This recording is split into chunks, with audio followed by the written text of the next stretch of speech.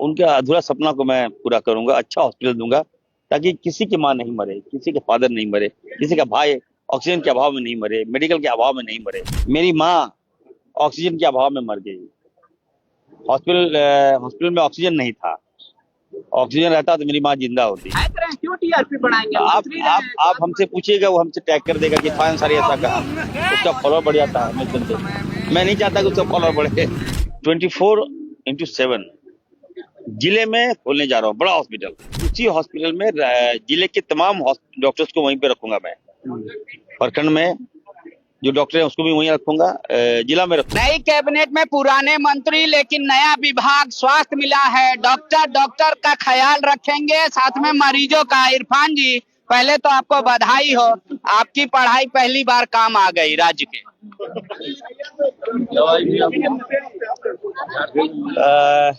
Thanks to Rahul Gandhi ji, thanks to Hemant Soren ji, और thanks to कल्पना भाभी जी, जिसने मुझे एक महत्वपूर्ण जिम्मेवारी दी है स्वास्थ्य का।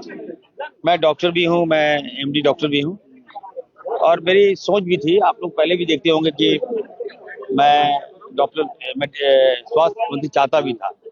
मैं यकीन दिलाता हूँ आवाम को और राज्य की जनता को कि बेहतर स्वास्थ्य की व्यवस्था दूंगा, जन जन तक पहुंचूंगा। आए दिन जो इलाज के अभाव में मारे जाते हैं उनका इलाज मैं कराऊंगा। एक स्वास्थ्य की गारंटी मैं दूंगा। आए दिन आप देखते हैं कि हमारी सरकार ने भोजन की गारंटी दी है, लेकिन लोगों को ये लगता नहीं है कि हम जब भूखे होते हैं तो उनको चावल मिल जाता है, अनाज मिल जाता है। तो उसी तरह से एक स्वास्थ्य की गारंटी मैं देना चाहता हूँ। मेरा सोच भी है कि एक गारंटी दूंगा, उसके तहत मैं कुछ राशि मुहैया कराऊंगा आम जनता को, सभी लोगों को। इरफान जी, संथाल में ये सामान्य तौर पे देखा जाता है कि महीने भर जो महिलाएं बीड़ी बनाती है, एक बार बीमार पड़ती है और बंगाल में पैसा देके आ जाती है।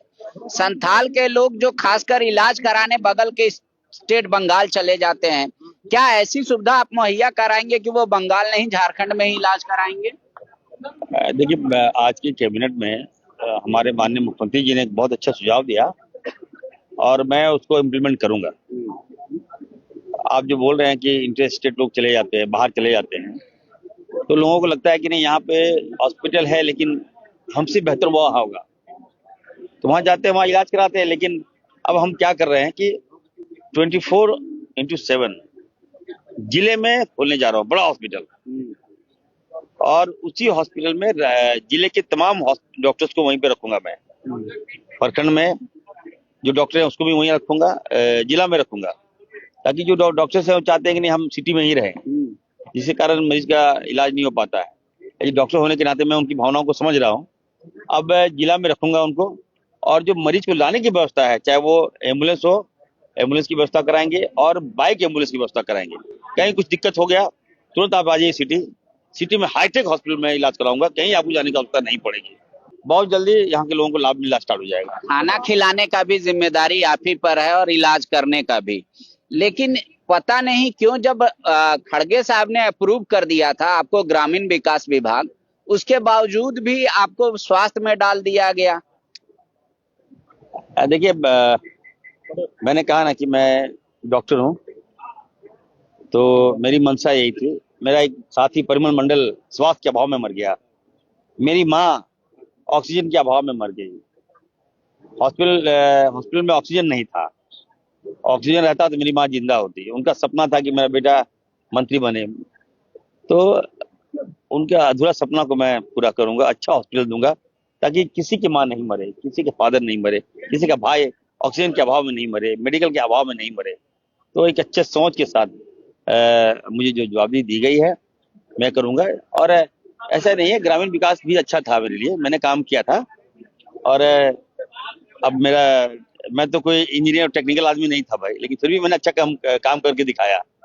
अब मैं जिस विभाग का डॉक्टर हूँ तो अच्छा काम। स्वास्थ्य मंत्री जो भानु प्रताप शाही हैं, वो कह रहे हैं क्या मेरे जैसा रिम्स का स्थिति करेंगे जो मेरे टाइम में था, और जिला का ये नहीं कि हर कोई रेफर होके रिम्स आ जाए, जिले में ही इलाज हो जाए, ऐसा भानु जी पूछ रहे हैं।